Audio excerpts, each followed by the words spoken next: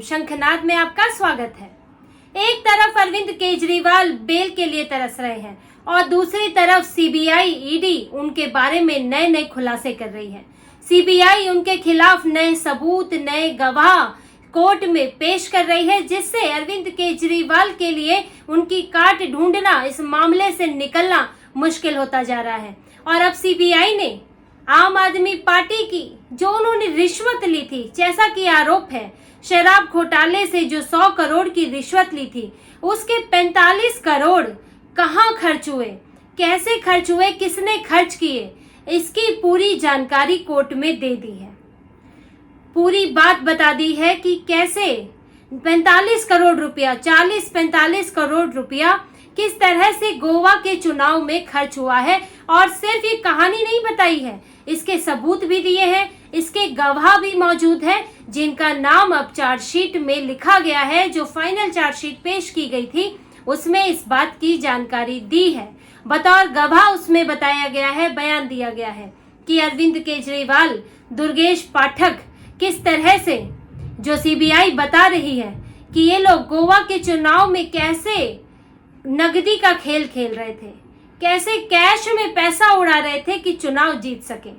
और ये जो गवाह सबूत मिले हैं वो कोई बाहर के व्यक्ति नहीं है, बल्कि वो आम आदमी पार्टी के ही लोग हैं, अरविंद केजरीवाल के ही लोग हैं, जो अब उनके खिलाफ गवाही दे रहे हैं।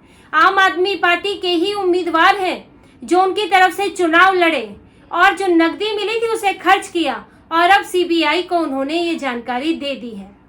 पहले तो सामने आया था कि कुछ उम्मीदवारों को 15-16 लाख रुपए दिए गए कैश में, ताकि चुनाव प्रचार में खर्च कर सके। फिर जानकारी सामने आई कि हर उम्मीदवार को 90-90 लाख रुपए दिए गए थे, ताकि उनको कमी ना आए चुनाव में, क्योंकि हर उम्मीदवार के पास पैसे नहीं थे। तो अरविंद केजरीवाल ने खुद कहा था कि पैसों की चिंता मत करो, वो पार्टी से मिलेगा, और 90 लाख रुपए दिए गए थे। अब एक उम्मीदवार ने खुद ये माना है कि उसके विधानसभा क्षेत्र में 90 लाख रुपए खर्च हुए थे।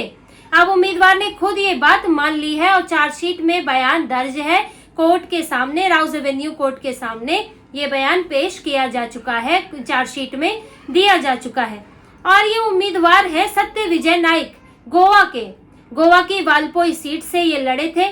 पहले तो ये बीजेपी के उम्मीदवार हुआ करते थे, लेकिन उनके विधायक हुआ करते थे बीजेपी के, लेकिन बाद में दुर्गेश पाठक ने इनसे बातचीत की और इन्हें अपनी पार्टी में किया। और ये बात करीब सितंबर 2021 की है, जब दुर्गेश पाठक उनके पास गए और उनको मनाया कि आप आम आदमी पार्टी से लड़िए।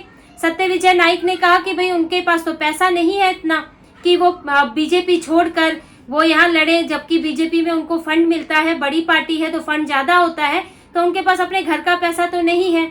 तो दुर्गेश पाठक ने कहा कि आप चिंता मत कीजिए, हमारी पार्टी भी आपको पैसा दे देगी, भले ही छोटी पार्टी है। अब पैसा तो दे सकती थी, क्योंकि पैसा तो आ रहा था और ढेर सारा आ रहा था। और इसीलिए सत्यविजय नायक के विधानसभा क्षेत्र में 90 लाख रुपए खर्च हुए। 15-16 लाख रुपए पहले सत्यविजय नायक को कैश ही मिले, फिर 1-2 लाख रुपए और ऊपर से मिले ताकि गाड़ी का पेट्रोल डीजल का खर्चा निकल सके।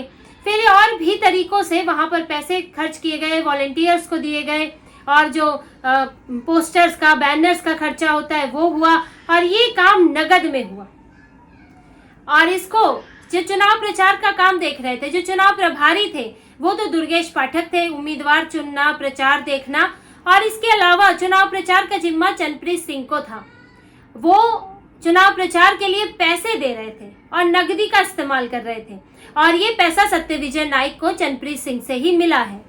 इसी तरह से एक और उम्मीदवार है, उनका नाम है महादेव नारायण नाइक, शिरोडा से उम्मीदवार थे, वो भी पहले बीजेपी में थे, उनको भी बुलाया गया पार्टी में, उनको भी पैसों की समस्या थी, तो कहा गया कि आप चिंता मत कीजिए, पार्टी पैसा देगी। अरविंद केजरीवाल के पास ले जाया गया, उन्होंने भी यही कहा। फिर अरविंद केजरीवाल एक होटल में आए, वहां होटल में उन सभी उम्मीदवारों से मिले, तब भी यही उनको बताया गया कि आपको पैसों की चिंता मत कीजिए, यहाँ से मिल जाएंगे। और सभी उम्मीदवारों को, 40 उम्मीदवार जिनको 90-90 लाख रुपए दिए गए। अब देखिए सीबीआई ईडी क्या आरोप लगाती है कि 45 करोड़ गोवा चुनाव में खर्च हुए, उसके नोटों के कुछ सबूत भी हैं। तो अब आप देखिए कि एक एक उम्मीदवार को 90 लाख रुपए दिए गए हैं और 40 उम्मीदवार हैं। अब इस तरह से ये पैसा करीब बन जाता है 48 करोड़ रुपए। और जो ईडी सीबीआई का आरोप है वो करीब 45 करोड़ का है। 44 से 45 करोड़ गोवा चुनाव में खर्च हुए। अब मोटा पैसा 48 करोड़ का हिसाब तो यही बैठ जाता है कि हर एक विधायक को 90 लाख, उम्मीदवार को 90 लाख रुपए दिए गए हैं। उसके अलावा जो पैसे बचते हैं, जो करीब 6-7 लाख रुपया बचा होगा, वो दूसरे कामों में खर्च हुआ। अब जैसे कि चंद्रप्रीत सिंह ने एक इवेंट हुआ था यहाँ पर गोवा में, जिसके लिए होटल बुक हुआ, अरविंद केजरीवाल का भी कमरा बुक हुआ और भी आम आदमी पार्टी के दिल्ली से नेता गए और उस इवेंट का खर्चा चंद्रप्रीत सिंह ने भरा और उसमें नकदी का इस्तेमाल हुआ। और चंद्रप्रीत सिंह ने अपने अकाउंट से 12 लाख रुपए की पेमेंट भी की, लेकिन चंद्रप्रीत सिंह ये नहीं बता पा रहे कि 12 लाख उनके अकाउंट में आए कहाँ से। वो कह रहे मैंने जो पिछले काम किए थे, दूसरी जगह नौकरी की थी, वहां से आए, लेकिन कहाँ नौकरी की थी ये नहीं बता पा रहे हैं। तो 12 लाख रुपए उन्होंने अपने अकाउंट में जमा कराए होंगे और वो जो अवैध पैसा था वो उससे बिल की पेमेंट की, होटल में पेमेंट की। अब देखिए लाखों लाख रुपया तो होटल में खर्च हो गया। अरविंद केजरीवाल उसके बाद भी होटल में ठहरे, क्योंकि सीबीआई का आरोप है कि निजी तौर पर भी अरविंद केजरीवाल ने वो पैसा इस्तेमाल किया है निजी खर्चे के लिए, यानी कि अपने होटल में अपने खर्चे के लिए, होटल में ठहरे जो खर्चा किया उसमें इस रिश्वत के पैसे का इस्तेमाल हुआ है। और इसी तरह से ये 5-6 करोड़ रुपए जो और बचते हैं वो भी इस्तेमाल हो गए होंगे, क्योंकि वहां कैंपेन चला, पार्टी की स्तर से वहां पर कुछ बैठकें हुई और दूसरे काम हुए होंगे। कुछ पैसा हो सकता है रिश्वत के तौर पर भी आगे और इस्तेमाल हुआ हो। तो ये सारी चीजें अब सीबीआई ने कोर्ट के सामने रख दी है और कोर्ट को ये बताया है कि कैसे ये पैसा गया। कि आप पूछे कि 45 करोड़, तो भाई आप कह रहे हो कि 45 करोड़ रुपए इस्तेमाल हुए, लेकिन कहाँ इस्तेमाल हुए अब ये तो पता चले, किसने इस्तेमाल किए।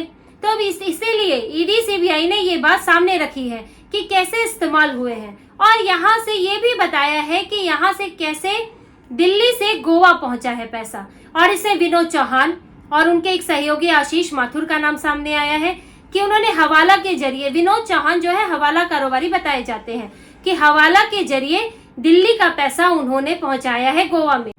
और विनोद चौहान के फोन से नोटों की फोटो भी मिली है। 10 रुपए के नोट की करीब 18 नोट मिले हैं।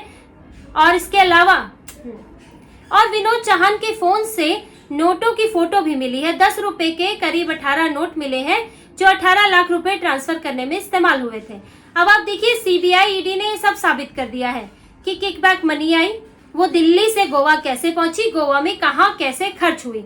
यहाँ से जो पूरी कड़ी है ये जुड़ती हुई है। अब किकबैक मनी दिल्ली तक कैसे आई या फिर साउथ ग्रुप से सीधे गोवा कैसे पहुंची, ये भी ईडी सीबीआई बता चुके हैं, जिसमें बुच्ची बाबू का नाम आता है, के कविता के पीए रहे हैं, उनका नाम आया है। और इसके अलावा वहां पे अभिषेक बोइनपल्ली का नाम आया है। विजय नायर और अभिषेक बोइनपल्ली ने कई बार मिलकर कैश एक्सचेंज किया है, उनको कैश मिला है और वो कैश लेकर गोवा यहाँ पहुंचे, दिल्ली पहुंचे हैं विजय नायर, और फिर दिल्ली से कैश जो है वो गोवा पहुंचा है। तो ये सारी बातें सीबीआई अपनी चार्जशीट में बता चुकी है। और जो अरविंद केजरीवाल कहते हैं कि उन्हें कुछ पता नहीं है, वो तो कुछ भी नहीं जानते, पॉलिसी कैसे बन गई, मैं तो संयोजक हूँ लेकिन गोवा के चुनाव का मुझे कुछ नहीं पता, वो सारा इल्जाम दूसरों पर डाल देते हैं। दुर्गेश पाठक पर डाल दिया। अब दुर्गेश पाठक को किसने चुना, इसमें भी अपनी जिम्मेदारी नहीं लेते। इसमें भी कहते हैं कि एग्जीक्यूटिव कमेटी ने चुना, मैंने तो दुर्गेश पाठक को भी नहीं चुना था। अब आप पार्टी के संयोजक हैं, आपकी मर्जी के बिना, और खासतौर से अरविंद केजरीवाल जैसा व्यक्ति जो तानाशाह किस्म के हैं और सत्ता में बिल्कुल पकड़ बनाए रखना चाहते हैं ताकि कोई भी उनकी मर्जी के बिना एक पत्ता भी ना हिले, इसीलिए वो अभी मुख्यमंत्री और संयोजक दोनों के पद से इस्तीफा नहीं दे रहे हैं। तो अरविंद केजरीवाल की मर्जी के बिना कैसे दुर्गेश पाठक नियुक्त हो जाएंगे और कैसे वो अपनी मर्जी से नगद पर नगद खर्च कर लेंगे। तो ये बातें तो समझ में आती है कि अरविंद केजरीवाल क्योंकि सर्वे सर्वा है, वो प्रमुख हैं, तो उनके इशारों पर या उनकी जानकारी में तो ये चीजें हुई है। और सीबीआई ईडी यही आरोप बार बार लगा रही है, इसलिए उन्हें मुख्य आरोपी बनाया है, उन्हें किंगपिन बताया है इस पूरे घोटाले का।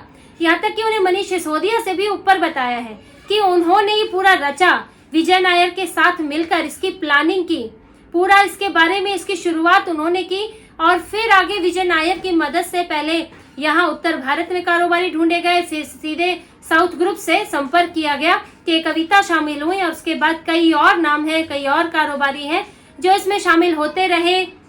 ईडी ये शराब नीति के लिए उनसे सलाह ली जाती रही, बुच्ची बाबू के कांटेक्ट मिले उनके फोन से। बुच्ची बाबू के फोन से चैट मिली है जिसमें उन्होंने ये बात हो रही है कि शराब नीति में अभी कुछ और बदलाव की जरूरत है, एक दो बार दिल्ली और जाना होगा तो फिर चीजें सही हो जाएंगी।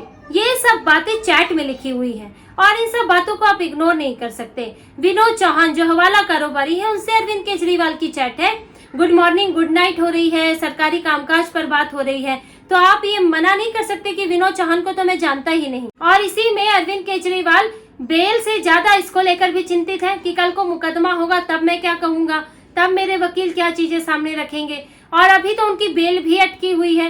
हालांकि सुप्रीम कोर्ट ने कह दिया है कि भाई शुक्रवार को उनकी बेल पर नतीजा आ सकता है, जो कि 10 तारीख को आना था लेकिन वो डिले हो गया और अब वो 13 तारीख को वो फैसला आएगा और अरविंद केजरीवाल जमानत पर बाहर आएंगे या नहीं ये तब पता चलेगा। अगर ट्रायल कोर्ट भेज दिया गया तो अरविंद केजरीवाल तो फिर 2-3 महीने के लिए फिर से लटक जाएंगे और हो सकता है 2-3 महीने में ट्रायल ही शुरू हो जाए, क्योंकि सीबीआई अपनी 5वीं और आखिरी चार्जशीट अब कोर्ट में दायर कर चुकी है, कोर्ट ने उसका संज्ञान ले लिया है। तो अरविंद केजरीवाल को अगर जमानत मिल भी जाती है तो यहाँ उनकी परेशानियां खत्म नहीं होंगी, बल्कि अब तो उनकी परेशानियों की शुरुआत होगी, क्योंकि मुकदमा शुरू होगा, अरविंद केजरीवाल की पेशी होगी और उनको अब ये डर सताएगा कि कल को अगर मैं दोषी पाया जाता हूँ तो तब कितने साल के लिए अंदर जाऊंगा और तब जमानत भी नहीं मिलेगी, तो तब उनकी कुर्सी, उनकी पार्टी का क्या होगा। तो इसी तरह की और खबरें और विश्लेषण आपके लिए लाते रहेंगे। हमसे जुड़े रहिए, सब्सक्राइब कीजिए, कमेंट कीजिए। बहुत बहुत धन्यवाद। जय श्री राम।